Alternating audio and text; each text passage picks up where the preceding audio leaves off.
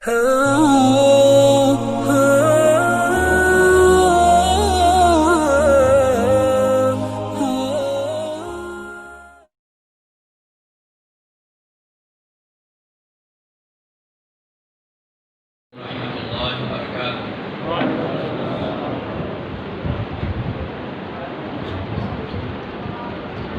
الحمد لله نحمده ونستعينه ونستغفره ونعوذ بالله من شرور أنفسنا ومن سيئات أعمالنا من يهده الله فلا مضل له ومن يضلل فلا هادي له وأشهد أن لا إله إلا الله وحده لا شريك له وأشهد أن محمدًا عبده ورسوله يا أيها الذين آمنوا اتقوا الله حق تقاته ولا تموتن إلا وأنتم مسلمون يا أيها الناس اتقوا ربكم الذي خلقكم من نفس واحدة وخلق منها زوجها وبث منهما رجالا كثيرا ونساء واتقوا الله الذي تساءلون به والأرحام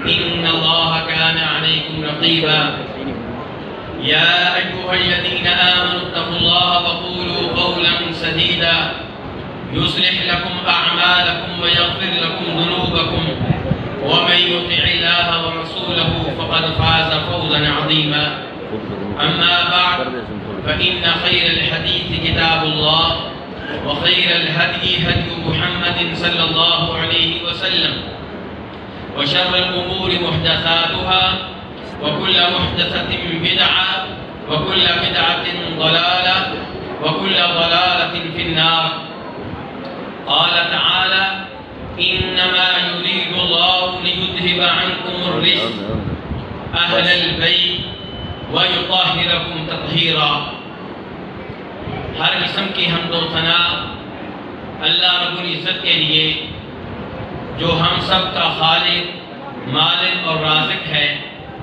کثرت سے درود و سلام و امام الانبیاء جناب محمد رسول اللہ صلی اللہ علیہ وسلم کی ذات اقدس پہ۔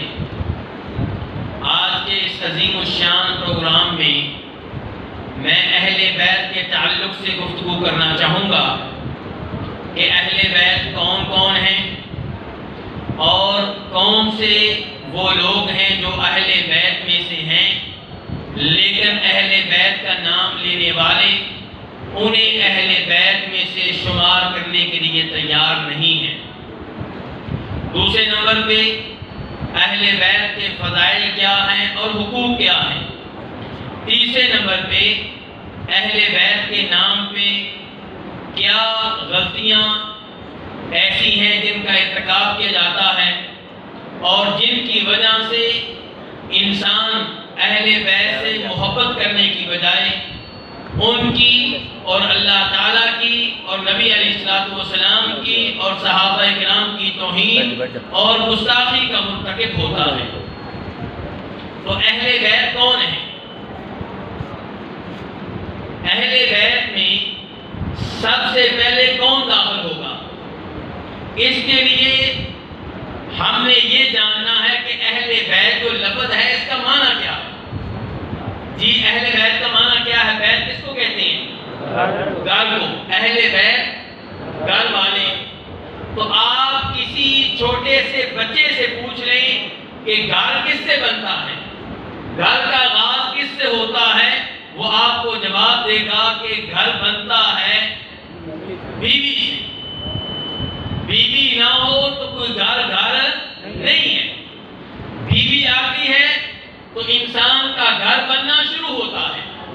اس لیے اہل بیت میں سب سے پہلے انسان کی بیوی داخل ہوتی ہے اور خصوصاً نبی علیہ السلام کے گھر میں آپ کے اہل بیت میں سب سے پہلے آپ کی بیویاں داخل ہوں گی۔ اور یہ ہمیں معلوم ہوتا ہے قرآن و حدیث سے۔ نبی صلی اللہ علیہ وسلم کی بیویوں سے قرآن حکیم میں خود اللہ تعالیٰ مخاطب ہے، خود اللہ تعالیٰ ان سے گفتگو کر رہا ہے، خود اللہ تعالیٰ ان سے ہم کلام ہے۔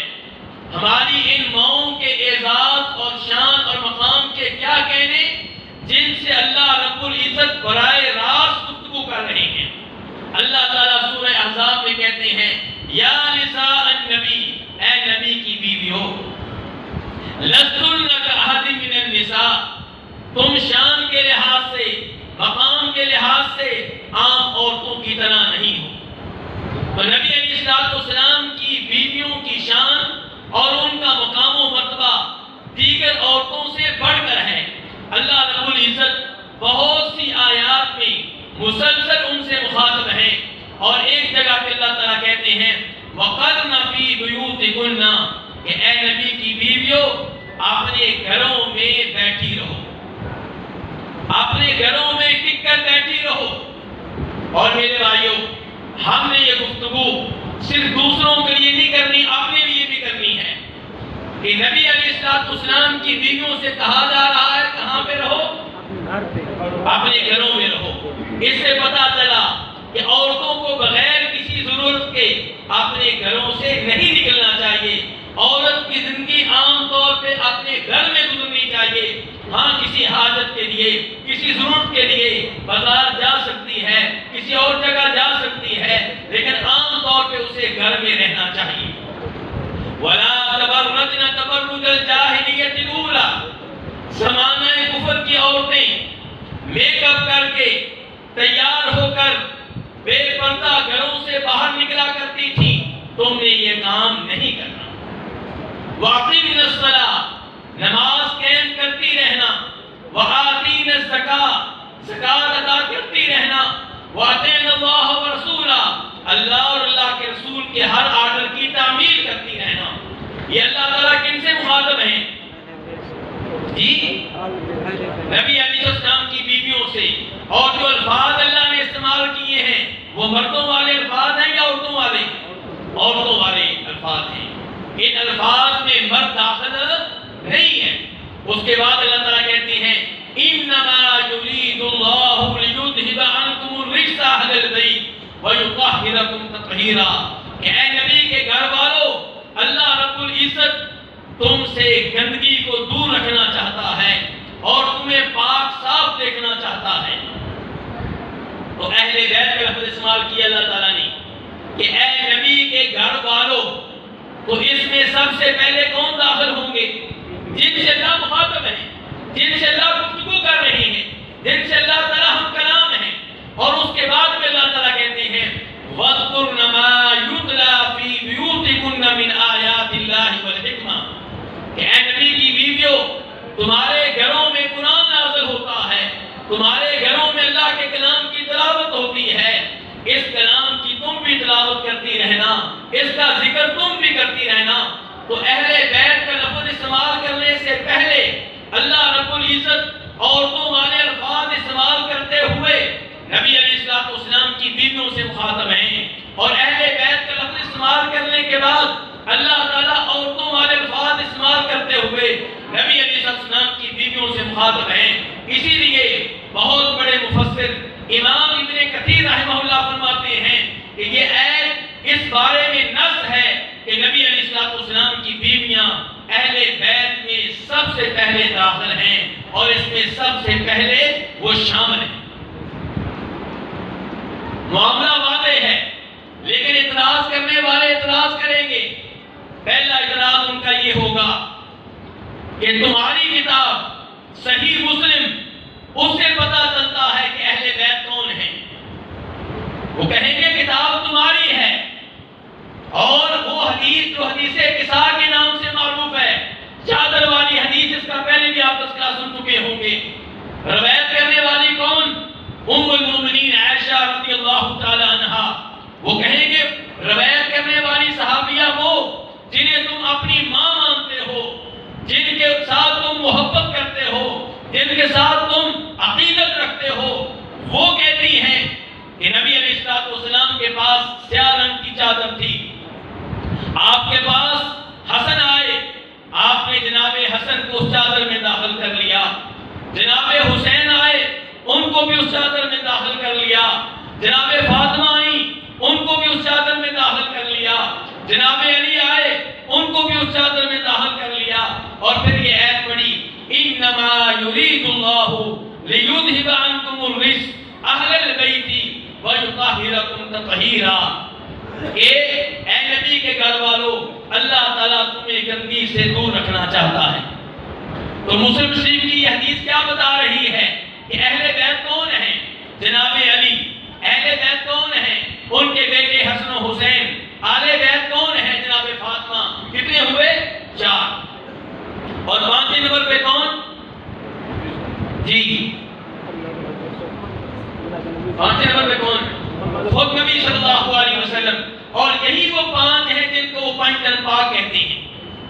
تو ان کا پہلا اعتراض یہ ہے کہ حدیث تمہاری کتاب میں وہ واضح کر رہی ہے کہ اہل بیت یہی 5 ہیں، یعنی کہ نبی علیہ السلام کی بیویاں آل بیت میں داخل نہیں ہیں۔ تمہاری اس حدیث نے واضح کر دیا، بلکہ اگر آپ ترمذی شریف کا مطالعہ کریں گے تو آپ کو پتہ چلے گا کہ یہ واقعہ ام سلمہ کے گھر کا ہے رضی اللہ تعالی عنہا۔ ام سلمہ کہتی ہیں اللہ کے رسول میں بھی چادر میں داخل ہونا چاہتی ہوں، مجھے بھی اس ذات میں شریک کریں۔ تو آپ فرماتے ہیں انت علی خیر، انت علی مکانک، کہ ام سلمہ تم خیر کے اوپر ہو، تمہارا اپنا مقام و مرتبہ ہے۔ آپ نے ام سلمہ کو بھی چادر میں داخل نہیں کیا، حالانکہ ام سلمہ نے خواہش کا اظہار کیا، چادر میں داخل ہونا چاہا، لیکن آپ نے داخل نہیں کیا۔ گویا کہ آپ نے بتا دیا کہ بیویاں آل بیت کے لفظ میں داخل نہیں۔ یہ اعتراض ہے۔ تو اس اعتراض کا جواب کیا ہے؟ جی اس اعتراض کا جواب کیا ہے؟ میرے ساتھ ہیں نا آپ لوگ؟ اعتراض سمجھ گئے؟ اعتراض سمجھ گئے کہ وہ بھی نہیں سمجھے؟ سمجھ گیا جی۔ وہ کہتے ہیں آپ کی حدیث بتا رہی ہے کہ آل بیت کون ہیں؟ نبی علیہ السلام نے جن کے اوپر یہ ایت پڑھی ہے ان میں آپ کی بیویاں داخل نہیں تھی، تم کیسے آپ کی بیویوں کو آل بیت میں داخل کرتے ہو؟ تو میرے بھائیوں گزارش یہ ہے کہ آل بیت میں بیویاں داخل ہیں، یہ تو بچہ بچہ جانتا ہے، اور قرآن کی اس ایت کا سیاق و سباق بھی بتا رہا ہے۔ پہلے بھی تذکرہ آپ کی بیویوں کا، بعد میں بھی تذکرہ آپ کی بیویوں کا، پہلے بھی اللہ مخاطب ہے آپ کی بیویوں سے، بعد میں بھی اللہ مخاطب ہے آپ کی بیویوں سے۔ اگر نبی علیہ السلام اس حدیث کے ذریعے جناب علی کو آل بیت میں داخل کرنے کا اعلان نہ کرتے، جناب حسن و حسین کو آل بیت میں داخل کرنے کا اعلان نہ کرتے، تو شاید دنیا جناب علی کو آل بیت میں سے نہ مانتی، کیونکہ جناب علی آپ کے کیا لگتے ہیں؟ داماد۔ کیا داماد آل بیت میں سے ہوتا ہے؟ نہیں۔ چچا کے بیٹے ہیں، کیا چچا کا بیٹا آپ کی فیملی میں داخل ہوتا ہے؟ نہیں۔ آپ کی فیملی بنتی ہے کس سے؟ آپ کی بیوی سے، آپ کے بچوں سے، آپ کے پوتوں سے، آپ کے پڑپوتوں سے، لیکن داماد یا چچا کے بیٹے یا نواسے آل بیت میں عام طور پہ داخل نہیں ہوتے۔ تو نبی علیہ السلام نے اس حدیث کے ذریعے پیغام دے دیا کہ لوگوں کسی غلط فہمی میں نہ رہنا، میرے نواسے بھی آل بیت میں داخل ہیں اور میرے چچا کے بیٹے علی بھی آل بیت میں داخل ہیں۔ ان کو داخل کرنے کی ضرورت تھی، اس لیے آپ نے اس حدیث کے ذریعے ان کو داخل کیا، اور نبی علیہ السلام کی بیویاں پہلے سے آل بیت میں شامل تھیں، ان کے لیے الگ سے کسی وضاحت کی ضرورت نہیں تھی۔ اور یہ بالکل ایسے ہی ہے جیسے اللہ تعالیٰ قرآن حکیم میں فرماتے ہیں، میں نے آپ سے سوال کرنا ہے، توجہ رکھیے گا۔ اللہ تعالیٰ فرماتے ہیں قرآن حکیم میں لَمَسْجِدٌ أُسِّسَ عَلَى التَّقْوَى مِنْ أَوَّلِ يَوْمٍ أَحَقُّ أَن تَقُومَ فِيهِ، کہ وہ مسجد جس کی بنیاد پہلے دن سے ہی تقویٰ پہ رکھی گئی ہے، اس مسجد میں آپ نماز پڑھنے کے لیے کھڑے ہوا کریں۔ یہ کون سی مسجد ہے؟ جی مسجد قباء ہے۔ اللہ آپ کو جائے خیر دے۔ قرآن کا مطالعہ کریں گے تو آپ کو پتا چلے گا مسجد قباء ہے، لیکن جب آپ حدیث کا مطالعہ کریں گے تو پتا چلتا ہے کہ نبی علیہ السلام سے سوال کیا جا رہا ہے اللہ کے رسول وہ کون سی مسجد ہے جس کی پہلے دن سے بنیاد تقویٰ میں رکھی گئی ہے؟ آپ کہتے ہیں وہ میری یہ مسجد ہے، مسجد نبوی ہے۔ قرآن نے کیا بتایا؟ تقویٰ والی مسجد کون سی ہے؟ قباء۔ اور حدیث کیا بتا رہی ہے؟ اب کیا کریں گے؟ اب کس کو لینا ہے؟ قرآن کو لینا ہے کہ حدیث کو لینا ہے؟ دونوں کو لینا ہے۔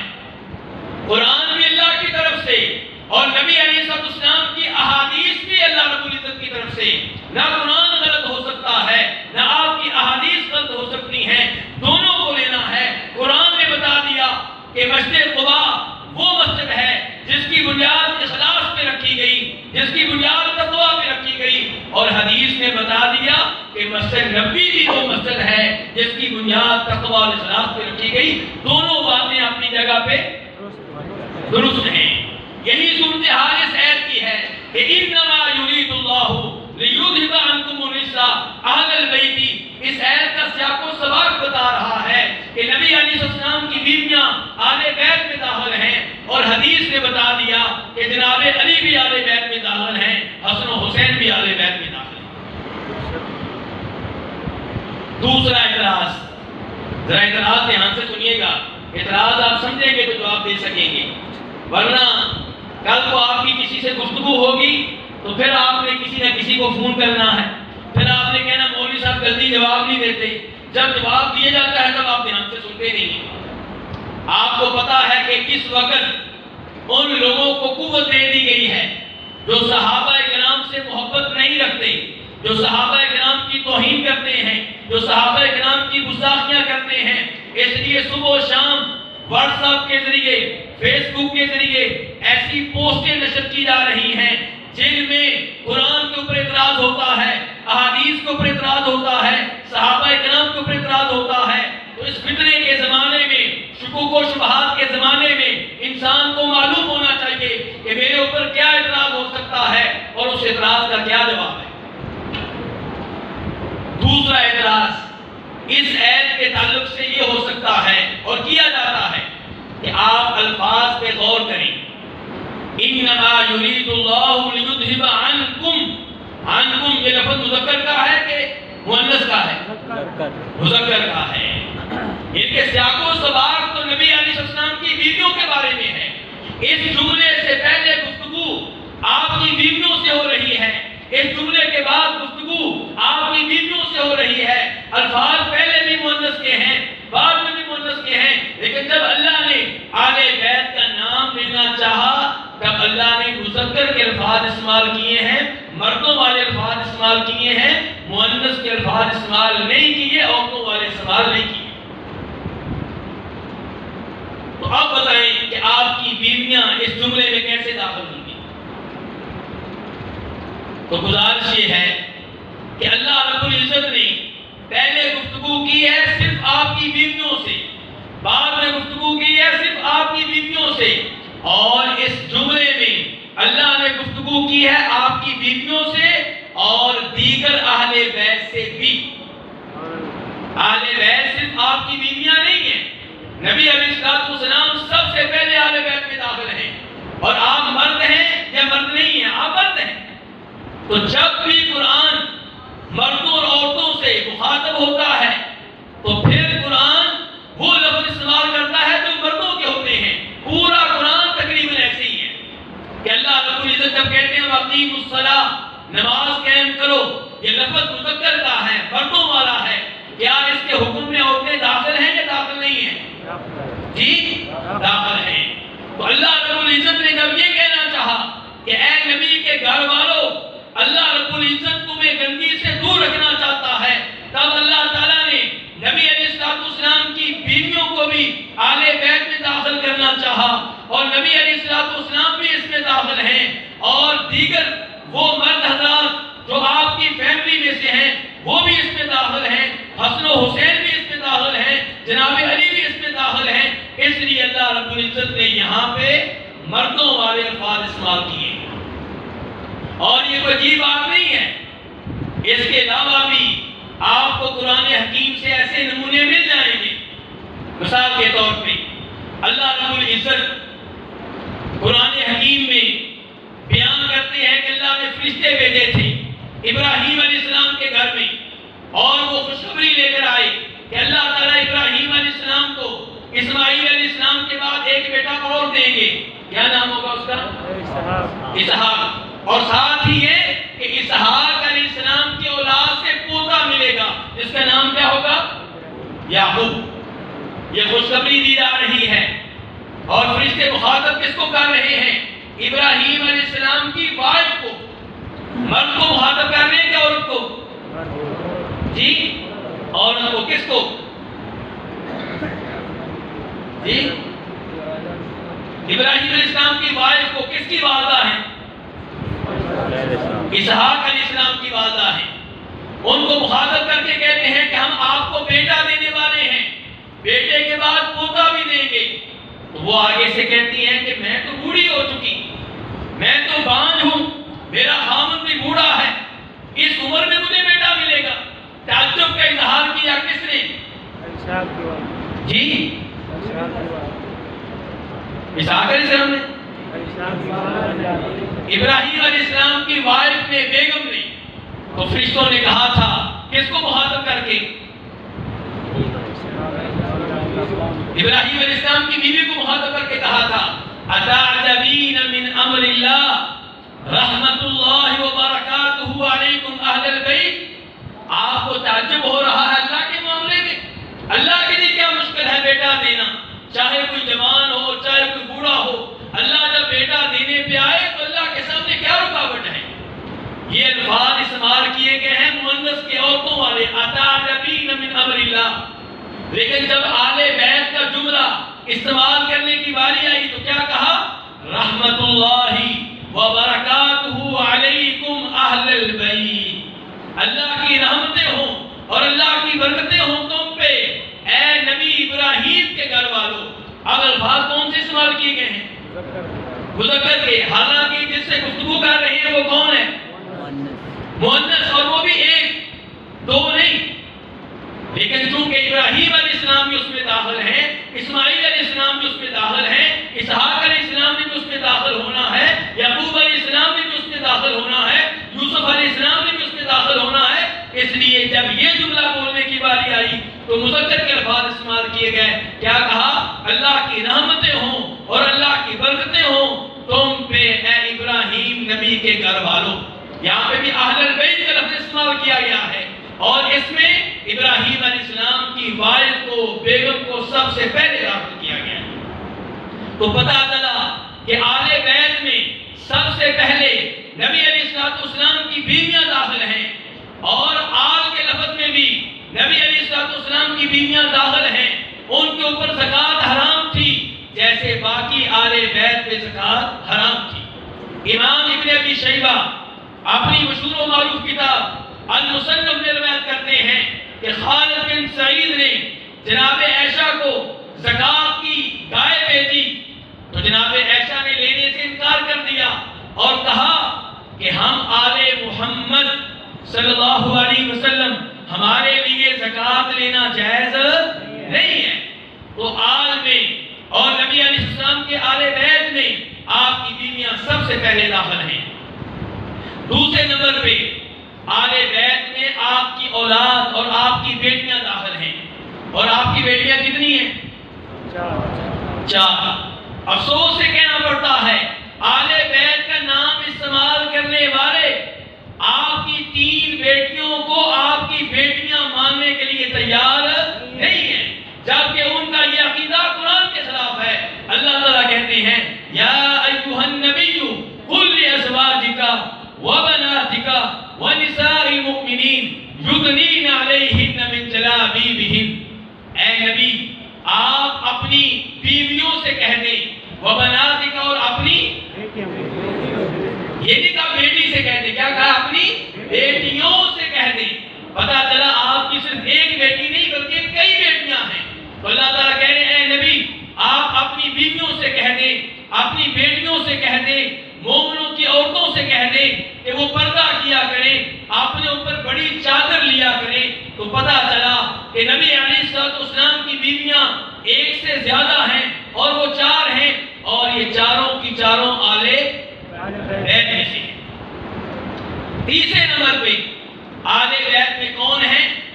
آپ کے مسلمان چچا اور آپ کی چچاؤں کی مسلمان اولاد, یعنی کہ آپ کے دادا کے نام کیا تھا؟ عبد المطلب کی اولاد میں سے جو بھی مسلمان ہے, مرد ہو یا عورت, وہ آل بیت میں سے ہے.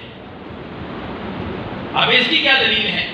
عام طور پہ چچا میری نسل میں سے نہیں ہے, میرا چچا میری نسل میں سے نہیں ہے, آپ کا چچا آپ کی نسل میں سے نہیں ہے. یہ گفتگو دھیان سے سنیے گا, کیونکہ آل بیت کا نام استعمال کرنے والے آپ کے چچا عباس کو آل بیت میں سے نہیں مانتے, آپ کے چچا عباس کی اولاد کو آل بیت میں سے نہیں مانتے. اس لیے آپ کو پتہ ہونا چاہیے کہ آپ کے چچا اور آپ کی چچاؤں کی اولاد کیسے آل بیت میں سے ہیں. اس بارے میں ایک حدیث آپ کے سامنے رکھنا چاہوں گا, جسے امام مسلم اپنی صحیح میں لے کر آئے ہیں, اور اسے روایت کرنے والے عبد المطلب بن ربیہ بن حارث بن عبد المطلب ہیں. کون ہوئے عبد المطلب کے؟ کیا لگے یہ؟ آپ کی توجہ چاہتا ہوں, مشکل سوال نہیں ہے کوئی جی. پڑپوتے اللہ کو زائے خیر دے. عبد المطلب بن ربیہ بن حارث بن عبد المطلب, دادا بھی عبد المطلب, پڑپوتا بھی کون ہے؟ عبد المطلب. تو عبد المطلب کا پڑپوتا عبد المطلب روایت کر رہا ہے. حدیث بیان کرنے والے عبد المطلب ہیں. وہ کہتے ہیں کہ میرے والد, ان کے والد کون ہوئے؟ ربیہ بن حارث بن عبد المطلب. کہتے ہیں میرے والد اور جناب عباس اللہ کے رسول کے کیا لگے؟ چچا. یہ دونوں بیٹھے ہوئے تھے, دونوں نے ہمیں بلایا. کون کہہ رہے ہیں؟ عبد المطلب بن ربیہ کہہ رہے ہیں. کہتے ہیں مجھے بلایا اور فضل بن عباس کو بلایا. ہم دونوں سے کہنے لگے کہ تم دونوں نکاح کی عمر کو پہنچ چکے ہو اور تمہارے پاس نکاح کرنے کے لیے پیسے نہیں ہیں, حق مہر ادا کرنے کے لیے مال نہیں ہے. تم نبی علیہ السلام کے پاس جاؤ اور آپ سے کہو کہ اللہ کے رسول علیہ السلام جیسے زکوٰۃ جمع کرنے کے لیے آپ دوسرے لوگوں کی ڈیوٹی لگاتے ہیں, ہمیں یہ ڈیوٹی دیں, ہم ڈیوٹی کریں گے. جو اجرت آپ دوسروں کو دیتے ہیں وہ اجرت ہمیں دیں تاکہ ہم نکاح کر سکیں, حق مہر میں یہ اجرت ادا کر سکیں. دونوں نبی علیہ السلام کے پاس آئے, ظہر کی نماز آپ کے ساتھ پڑھی, اور ظہر کی نماز پڑھنے کے بعد جلدی سے آپ کے حجرے کے دروازے پہ کھڑے ہو گئے. آپ نے نماز پڑھ کے جناب زینب بنت جاش کے گھر میں جانا تھا, آپ وہاں سے گزرے. دونوں نوجوان موجود ہیں, دونوں ہاشمی موجود ہیں, دونوں کے کانوں کو آپ نے پیار سے پکڑا اور پیار کیا, کہا کیا کہنا چاہتے ہو. اس کے بعد آپ گھر میں داخل ہو گئے, یہ بھی گھر میں داخل ہو گئے. دونوں نے نبی علیہ السلام سے گزارش کی کہ اللہ کے رسول ہم جوان ہو چکے ہیں, نکاح کرنا چاہتے ہیں, مال نہیں ہے, پیسے نہیں ہیں, حق مہر کیسے ادا کریں. اور آپ انت بر الناس و اوصل الناس, آپ سب لوگوں سے حسن سلوک کرنے والے, سب لوگوں سے حسن تعامل کرنے والے, آپ رشتہ داروں کا خیال رکھنے والے, ہمارا بھی خیال کریں, ہمارے ساتھ بھی اچھا سلوک کریں, ہمیں ڈیوٹی دیں تاکہ ہمیں اجرت ملے اور ہم نکاح کر سکیں. تو نبی علیہ السلام نے کیا کہا تھا؟ ان الصدقۃ لا تنبغی لآل محمد انما هي اوصاف الناس, کہ زکوٰۃ کا مال آل محمد کے لیے حلال نہیں ہے, یہ تو لوگوں کی زکوٰۃ کا میل کچیل ہے. یہ کس سے آپ کہہ رہے ہیں؟ کس سے کہا ہے؟ رشتہ داری بیان کرتے ہیں, کس سے کہا ہے؟ چچا کے بیٹے سے کہا ہے. کس سے کہا ہے؟ چچا کے بیٹے فضل بن عباس سے کہہ رہے ہیں اور چچا کے پوتے سے کہہ رہے ہیں. عبد المطلب بن ربیہ بن حارث آپ کے چچا ہیں. تو ایک کے پوتے سے کہہ رہے ہیں اور ایک چچا کے بیٹے سے کہہ رہے ہیں کہ آل محمد کے لیے زکوٰۃ کا مال حلال۔ اس حدیث سے کیا پتا چلا کہ آپ کے چچا اور آپ کی چچاؤں کی اولاد آل بیت میں داخل ہے یا داخل نہیں ہے؟ داخل ہے۔ اور دوسری دلیل امام مسلم روایت کرتے ہیں جناب زید بن ارقم رضی اللہ تعالیٰ عنہ سے، ان سے سوال کیا گیا کہ آل بیت کون ہیں؟